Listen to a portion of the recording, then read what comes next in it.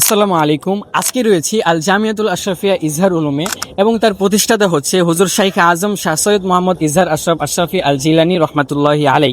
সামনে যেহেতু 12 রবিউল আউয়াল, আমাদের এই জামিয়া অনেক সুন্দরভাবে সাজানো হয়েছে। তো আজকের এই ভিডিওর মধ্যে আপনাদেরকে আমাদের জামিয়া এবং মুফতারুল মাসাজিদ সাজানো কিভাবে হয় এটা আপনাদেরকে ইনশাল্লাহ দেখাবো।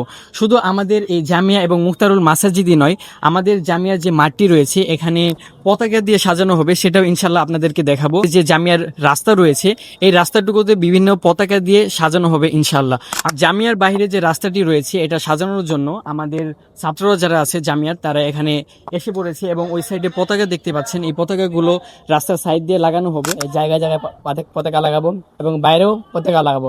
তো শুনতেই পেলেন, আমাদের জামিয়াকে এক অন্যরূপে সাজানো হবে। এই বছর এক অন্যভাবে আমাদের জামিয়াকে দেখা যাবে ইনশাল্লাহ। আমরা চলে আসলাম জামিয়ার ছাদে। তো আমাদের জামিয়ার ছাদেও পতাকা লাগানো হচ্ছে এবং আমাদের মাদ্রাসার স্টুডেন্ট মুভমেন্টের যে সভাপতি আছে তাকে জিজ্ঞেস করবো যে তারা কিভাবে পরিকল্পনা নিয়েছে আমাদের জামিয়ার ছাদকে সাজানোর জন্য। আমাদের এই জামিয়ার ছাদকে সাজানোর জন্য আপনারা কি পরিকল্পনা নিয়েছেন? আমরা এই ছাদকে বিভিন্ন ধরনের পতাকা দিয়ে সাজাচ্ছি এবং আমাদের এই কাজকে সকল জামিয়া ছাত্ররা আঞ্জাম দিচ্ছেন। সবাই আপনারা দোয়া করবেন যে আমরা সুন্দরভাবে এই মিলাদকে আয়োজন করতে পারি।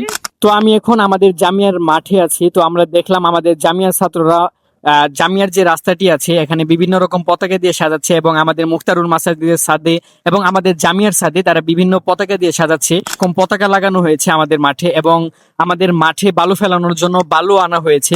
আমাদের জামিয়ার ছাদে শুধু ছোট পতাকায় সীমাবদ্ধ থাকেনি, বড় একটি পতাকা লাগানো হয়েছে। আমরা ইনশাআল্লাহ অনেক সুন্দরভাবে আমাদের জামিয়াকে সাজানোর চেষ্টা করছি।